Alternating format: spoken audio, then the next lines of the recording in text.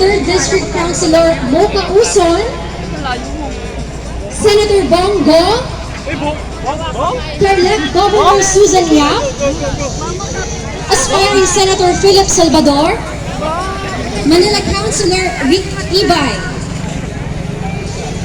Congresswoman Apple Nieto,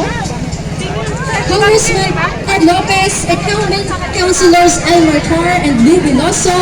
Aspiring Councilors Kid Marasigan, Walter Castañeda, Doc Mercado, Christian Uy, Joey Uy, also former Senator Gringo Bonasan.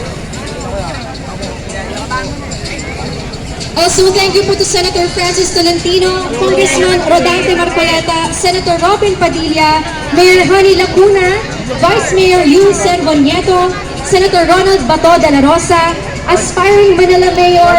Francisco Moreno, Aspiring Manila Vice Mayor Chi Atienza, Congressman Juan Lopez, also from the residential Tinatawagan po ang Kajameros Avalos, ang naghahanap po, ka Tommy Realiza, nandito po sa paging station po. Lapit na lang po dito.